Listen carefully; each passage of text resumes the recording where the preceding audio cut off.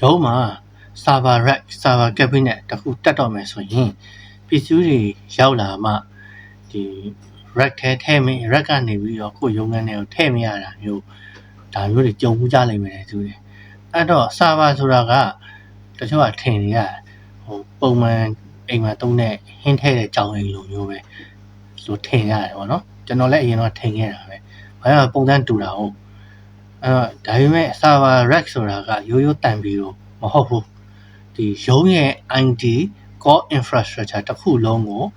ရေရှည် run လို့ရအောင် support ပေးတဲ့ပစ္စည်းတစ်မျိုးဆိုပြီးတော့သတ်မှတ်လို့ရတယ်အဲ့တော့ဒီ support ပေးမဲ့ကိုရုံးကတောက်လျှောက်တုံးနေမဲ့ပစ္စည်းတစ်ခုကိုရွေးချယ်တော့မယ်ဆိုရင်ဘယ်အချက်တွေကိုအဓိကထားရွေးချယ်ရမလဲပြီးတော့ရှင်ကိုရုံးခန်းနဲ့ကိုင်အောင်ဘယ်လိုသုံးရမလဲဆိုတာကိုဒီဗီဒီယိုလေးမှာပြောပြပေးပါမယ်အဲ့တော့တို့တွေစလိုက်ကြအောင်အဲ့တော့ပထမဦးဆုံးအချက်စဉ်းစားရမှာကကျွန်တော်တို့သုံးပါက server rack ပေါ့နော် cabinet ကရှင်းတယ် cabinet ကတိတ်တိတ်လေးကျွန်တော်တို့အများဆုံးတန်းယူတွေရတန်းယူဆိုရင်တော့ဘိန်းနဲ့အတာလေးရွှေ့သွားလို့ရတယ်ဒီမှာ cabinet အကြောင်းအဲ့လောက်အများကြီးထည့်မပြောဘူး rack ပေါ့နော်အဲ့တော့ rack ကိုထည့်တော့မယ်ဆိုလို့ရှိရင်ကျွန်တော်တို့ရဲ့ရုံးက data center မဟုတ်ဘူးဒီအချက်ကိုအများနဲ့ခေါင်းထဲထည့်ထားတာ customer တွေရှိမှလည်းကိုပိုင်သုံးတော့မယ်ပဲဖြစ်ပေါ့နော်အဲ့တော့ data center နဲ့ဘာအားနည်းချက်အားသာချက် data center ကဒီ rack တွေထည့်ဖို့အတွက်ကိုတမင်ကိုစောက်ထားတဲ့ structure တစ်ခုအဲ့တော့ခေါင်းတွေပါတယ်မြင့်တာတွေပါတယ်အရင်တိတ်ပြီးစဉ်းစားကြရမလို့တော့လေ41 ယူသုံးလား42ယူသုံးလား48ယူသုံးမလားပြီးလို့ရှိရင် adapt အရှည်ပေါ့နော်အဲ့ဒါကိုဘယ်လိုခေါ်လဲ1000 mm တော့1080တို့1100တို့ဒါမျိုးတွေသုံးမလားတိုက်တယ်လို့ရွေးလို့ရတယ် data center တွေမှာရုံးခန်းကြတော့အဲ့လိုမဟုတ်ဘူးဥပမာတချို့ရုံးခန်းတွေကကွန်ဒိုထဲမှာဖွင့်ထားတာရှိတယ်ဒါမှမဟုတ်လို့ရှိရင်တော့အခုဒီရန်ကုန်မှာဆိုရင် Time City တို့ Junction City တို့ဒါမျိုးတွေမှာရုံးခန်းကို space ငှားတာမျိုးတွေရှိတယ်ပေါ့အဲ့တော့အဲဒီကို space ငှားတဲ့နေရာမှာ rack တွေထားတော့မယ်ဆိုလို့ရှိရင်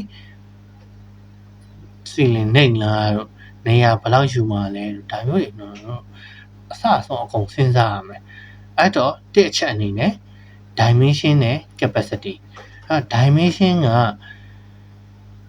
ဒီမြန်မာနိုင်ငံမှာအသုံးများဆုံး rack dimension တွေဆိုလို့ရှိရင်42 ယူရှိမယ်48 ယူရှိမယ်နိုင်ငံတကာမှာတော့ဒီ52 ယူလို့60 ယူလို့ဒါမျိုးတွေရှိတယ်အခုနောက်ပိုင်း65 ယူလာမှဒီအဲ့ဒီတော့ထွက်နေပြီဒီမှာကတော့48 ယူကမြန်မာနိုင်ငံရဲ့ standard လို့ပြောလို့ရတယ်48 ယူသုံးနိုင်ဆိုလို့ရှိရင်ဒီကိုရုံးခန်းထဲမှာ server ပိုင်းရတက်ထားလို့48 ယူသုံးနိုင်နေဆိုရင်ဒါအကောင်ပဲဘာကောင်လဲဆိုတော့မျက်နှာချက်နဲ့ထိမယ်ကောင်တခုခု power တွေပါတယ်ကြိုးတွေပါတယ်ဆွဲမယ်ဆိုလို့ရှိရင်တော်တော်ခက်တယ်48 ယူကကိုသုံးနိုင်တဲ့ဥမာ capacity server တွေခုနကလို server တွေဒီ switch တွေfirewall တွေအများကြီးထည့်ရမယ့်နေရာမျိုးဆိုရင်တော့48 ယူသုံးပါကျွန်တော်တော့အာမပေးဘူးသူ standard တတ်မှတ်ထားတယ်ဆိုပေမဲ့ပေါ့နော်တကယ်ကရုံးခုနကလိုရုံးအနေထားအတွက်ဆိုလို့ရှိရင်တော့42 ယူကအကောင်းဆုံးပဲပြောရလို့ရှိရင် depth အနေနဲ့ဆိုလို့ရှိရင်1000 mm 1100 mm ကျွန်တော်တို့ကကအရှိမကျွန်တော်1080 mm ပြောထားပေမဲ့ဒီမှာကတော့ super hero တွေများတယ်ဘာလာ1000 or 1100ပဲအခုနောက်ပိုင်း1000တောင်သိမတွေ့ရတော့1100နေပဲခေါ်တာများတယ်ဘာကြောင့်လဲဆိုရင်ဒီ server တွေပေါ့နော် HP ဒီကျွန်တော်တို့စီကရောင်းတဲ့ဒီ server တွေကအနောက်အရန်ရှည်တယ်ရှည်တော့ဘာဖြစ်လဲဆိုလို့ရှိရင်သူ့ရဲ့ဒီ dimension ကမလုံလောက်တဲ့အချိန်မှာ server ကြီးကိုကြော်ပြီးတော့ထွက်နေတာကျွံထွက်နေတာမျိုးဖြစ်တယ်။နောက်ဘာပြဿနာရှိလာလဲဆိုတော့တကားပိတ်မရတဲ့ပြဿနာဒါမျိုးတွေရှိလာနိုင်တယ်ပေါ့နော်။နောက်တစ်ခုကကျတော့ဒီ depth 1100ကိုဘာကြောင့်ရွေးခိုင်းလဲဆိုလို့ရှိရင်ဒီ server ရဲ့အနောက်ထဲမှာ PDU တွေ power distribution unit လောက်ရတဲ့ PDU တွေပေါ့နော်မီးပလက်ခုံတွေထည့်ဖို့တို့ပါဖို့တို့ ဒါမျိုးတွေအတွက်လည်းကျွန်တော်တို့ကနေရာတွေခြံထားအောင်ပဲပြီးတော့ရှိရင်ဒီနှစ်ဖားပေါ့နော်ဒီခုနကစာပါတယ်တက်ဖို့အတွက်ဒီ bracket လေးနော်ဗမာလိုနှစ်ဖားပေါ့နော်အင်္ဂလိပ်လိုဒီ bracket လေးတက်ဖို့အတွက်ဆိုလို့ရှိရင် bracket ယူဖို့အတွက်နေရာ spacing လောက်မလောက်ဒါမျိုးတွေအကုန်လုံးတော့ထည့်စဉ်းစားရမယ်ပေါ့နော်ဒါတစ်ချက်နှစ်အချက်အနေနဲ့ကျတော့ cooling နဲ့ air flow အဲ့တော့ server ကရုံးခန်းထဲမှာရှိမှာဆိုတော့ data center လိုမျိုးကျွန်တော်တို့ဥမာ10 degree Celsius တို့9 degree တို့ဒါမျိုးသွားထားလို့မရအောင်ဝန်ထမ်းတွေအကုန်လုံးអော်ပြီးပြီးကုန်နေပဲအဲ့တော့သူ့အတွက်ကိုတိတက် cooling system ထားဖို့ဆိုလို့ရှိရင်လည်း budget အရာမကီးကြိုက်တော့အဲ့တော့ဘယ်လိုလုပ်အောင်လဲဘယ်လိုလုပ်ကြလဲဆိုလို့ရှိရင်ဒီ server rack ထဲမှာ heat absorbing ပေါ့နော်အပူစုပ်ပြီးတော့ဒီဘက်ကို fan နဲ့ပြန်ထုတ်တာမျိုးဒါမျိုးတွေတုံးတယ်အဲ့တော့တခုရှိတယ်ကျွန်တော်ရုံးခန်းထဲမှာ server ထားတယ်ဆိုတဲ့လူတွေကိုမေးကြည့်လိုက်100မှာ99ယောက်ကအဲ့သူတို့ server နားသွားလို့ရှိရင်ဘလောက်ပဲအပြင်မှာချမ်းနေပါစေနှွေးသွားတယ်ဘာကြောင့်လဲဆိုတော့ဒီခုနက server တွေ14နဲ့လောက်ပြန် firewall တို့ဘာလို့တွေပေါ့နော်အခါထွက်တဲ့အပူကိုဒီ rack ကနေပြီးတော့စုပ်ပြီးတော့သူကပြန်ထုတ်ပလိုက်တာမို့လို့ပေါ့နော်အဲ့တော့အထဲမှာ internal cooling တွေပါတယ်ထည့်ထားတာမျိုးဒါမျိုးတွေပြောလို့ရှိရင်တကားတွေကိုလှတာပတ်တာတွေလိုချင်လို့ဆိုရင်မှန်တကားတွေတုံးတာမျိုးထက်စကားခွက်ပေါ့နော် mesh လို့ခေါ်တယ် perforated mesh လို့ခေါ်တဲ့ဒီလေထွက်ပေါက်ပါတဲ့တကားမျိုးတွေတက်တာမျိုးလို့ဒါမျိုးတွေကို recommend ပေးတယ်တတိယအချက်အနေနဲ့ကကြတော့power management နဲ့ cable organization အဲ့တော့ဒါကတော့အထူးတလဲပြောကြမလို့PDU များတုံးထားမယ်ဥပမာ16 way တို့32 way တို့ဒါမျိုးတွေပေါ့နော်20 way တို့ဆိုလို့ရှိရင်20 way ဆိုရင်big plug ပေါက်အခု20ပါပဲကိုရဲ့ဒီ server ထဲမဲ့ပုံပြီးတော့ future expansion မှာ motive နည်းနည်းကြိုဝယ်ထားလိုက်ရပြီပြီး cable management ကကြတော့အခုလေဒီမှာကျွန်တော်တို့ဒီတဲအနေနဲ့ရောဟိုးအရင်တော့ကကျွန်တော်တို့ဒီတုံးခဲ့တော့ပေါ့နော်တခြား distributor ဘက်မှာဒီ rack တွေပါတယ်လောက်သွားဆိုရင်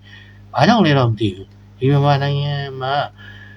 ဒီ cable management ထည့်ဖို့အရင်ကြောက်ကြတယ်အမှန်တကယ်က cable management ကကျွန်တော်တို့ပို့လို့တော့ထည့်စီခြင်းသေးတယ် budget အနေထားရဆိုရင်တော့တမျိုးပေါ့နော်ဘာကြောင့်လဲဆိုတော့ဒီ budget ဒီ cable management cable ကိုရှုပ်ပွားနေအောင်ရှုပ်ပွားနေတဲ့ဟာကိုတက်ရက်ဖြုတ်အောင်တော့ manage လုပ်ပေးထားတာသူအကန့်နဲ့သူခွဲပေးထားတာအဲ့တော့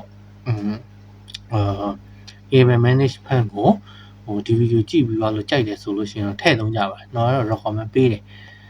နောက်တစ်ခုကကြတော့power consumption ကဥပမာဒီ server ထဲမှာရှိတဲ့ဒီ rack ထဲမှာရှိတဲ့ server တွေကိုswitch တွေခုနက firewall တွေကိုမိဖြတ်သွားလို့ရှိရင်ချက်ချင်း shut down မကြောက်အောင် UPS တွေထည့်တာမျိုးပေါ့နော်ဒီ UPS တွေမှာဆိုလို့ရှိရင်လည်းဒီ red type UPS တွေတုံးတာမျိုးတွေဒါမျိုးတွေရှိမယ်နောက်သဒုတ်တတစ်ချက်ပေါ့နော်၄ချက်မြောက်နောက်ဆုံးချက်ပေါ့physical security နဲ့ floor loading အဲ့တော့ဘယ်လိုခေါ်မလဲဆိုရင်ရုံးခန်းတွေကိုရုံးလာတဲ့ဧည့်သည်တွေတချို့ဥမာဒီ data center တီးတက်လာတဲ့ဧည့်သည်တွေလွဲပြီးတော့လူတိုင်းဝင်လို့မရအောင်တော့ဘယ်လိုခေါ်မလဲကြက်ချန်နဲ့အုပ်ထားသလိုမျိုးပေါ့နော်အခေါ်ကတော့မေ့နေလို့ပေါ့ကီးနဲ့ကတ်နဲ့ပဲဖြစ်ဖြစ်တော့တန်နဲ့ပဲဖြစ်ဖြစ်လက်ဝေတို့ iris scan တို့ဒါမျိုးနဲ့ပဲဖြစ်ဖြစ်lock ချထားတာမျိုးပေါ့ပြီးတော့လို့ရှိရင် floor loading ဆိုတာကျတော့ဆက်အလေးတွေဥပမာကျွန်တော်တို့က data center standard မဟုတ်တဲ့အတွက်ကြောင့်မလို့ထားပါတကယ်သုံးချင်လို့ hollow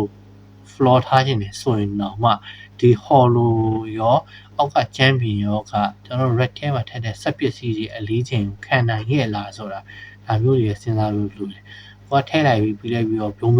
နဲ့ ကြာသွားတယ်လို့သိရမလားအောက်ကကွန်ဒိုအခန်းလိုနေရာမျိုးမှာကျွန်တော်ပြောလို့ပေါ့ကွန်ဒိုလိုနေရာမျိုးမှာရုံးခန်းဖွင့်ထားတယ်ဆိုရင်အောက်ထပ်ကလူတွေနဲ့စကားတွေကပြောရတော့မယ်နောက်တစ်ခုကကြတော့အောက်မှာကက်စတာဝီလို့ခေါ်တယ်ဘိန်းပါလားမပါလားဘိန်းပိုင်ရင်$9လောက်ဈေးများတယ်ဘိန်းပိုင်တော့$9လောက်ဈေးတက်တာတယ်ဒါပေမဲ့ဘာလို့မှလဲငါကဒီဆာဗာအလေးကြီးကိုတောက်တိုင်ကြီးနဲ့မပြီးတော့တွားအောင်ကျွန်တော်တို့တွေကလွယ်ကူအောင်လုပ်ထားပေးတဲ့ဟာကိုခတ်အောင်လုပ်ကြတယ်ပေါ့နော်အဲ့တော့ဘိန်းနဲ့$9နဲ့မမျောပါနဲ့ကိုယ့်အတွက်ပို့ပြီးတော့လွယ်ကူတယ်ပေါ့နော်အဲ့တော့အနစ်ချုပ်လိုက်ရမယ်ဆိုလို့ရှိရင်ဆာဗာရက်တစ်ခုတိဆောက်တယ်ဆိုတာကပစ္စည်းတွေကိုဗီဒီယိုထဲအဝတ်တွေဘောင်းမီတွေကိုဗီဒီယိုထဲထည့်တာမျိုးမဟုတ်ဘူးကျွန်တော်တို့ကအနုပညာတစ်ခုလုပ်နေရလို့ခံစားပြီးတော့cable ဆိုလို့ရှိရင်လည်းswitch တွေပါရင်းနဲ့တွားတယ်ဆိုလို့ရှိရင် switch ကပဲ cable ရောင်းဒါမျိုးလှလေးလုပ်ပြီးရှိရင်ကိုယ့်ရဲ့ဒီ rack တွေပါညာဆင်တဲ့ဟာကိုcreativity ဘိုင်းတွေပါတွားလို့ရတယ်ပေါ့နော်ဥပမာဝန်ကလိုမျိုးပေါ့နော်UPS တွေပါဆိုလို့ရှိရင်ဘယ်လိုမျိုးလေးဆင်တာမျိုးလို့စာပါတယ်ဆိုလည်းဘယ်လိုပုံစံလေးနဲ့ CCG ထားတာမျိုးဒါမျိုးတွေတွားလို့ရတယ်အဲ့တော့ server rack ဆင်တာကလည်းပညာတစ်ခုပဲအဲ့တော့ server rack ဆင်ဖို့အတွက်ကိုလည်းtechnician တွေတိတက်ရှိရပေါ့နော်အဲ့တော့ဒီဗီဒီယိုလေးကတော့ဒီလောက်ပါပဲဒီဗီဒီယိုနဲ့ပတ်သက်ပြီးတော့ကျွန်တော်တို့စီကနေပြီးတော့ server rack တွေပါသုံးကျင်နေပြုကျင်နေဆိုလို့ရှိရင်လည်းဒီဗီဒီယိုလေးအောက်မှာ comment ဝင်ရေးသွားလို့ရပါတယ်ကျွန်တော်တို့အနေနဲ့ကကြတော့ rack တွေဆိုလို့ရှိရင်ABC rack ရှိမယ်Comscope rack ရှိမယ်ပေါ့နော်အဲဒီ rack မျိုးအခုကျွန်တော်ဝတ်ထားတယ်ဒီ Comscope ကနေပြီးတော့လည်းrack တွေပါမှာလို့ရပါတယ်အဲ့တော့အားလုံးကျေးဇူးတင်ပါတယ်ခင်ဗျID နည်းပညာနဲ့လုပ်ငန်းခွင်ဆိုင်ရာဗဟုသုတတွေကိုမြန်မာလူရိုးရှင်းပြောနားထောင်နေရဆိုရင်ကျွန်တော်ရဲ့ Techie Fatty Channel လေးကို like follow နဲ့ subscribe လုပ်ထားကြအောင်မမေ့ကြပါနဲ့အားလုံးကျေးဇူးတင်ပါတယ်ကျွန်တော်အောင်တော့ပါ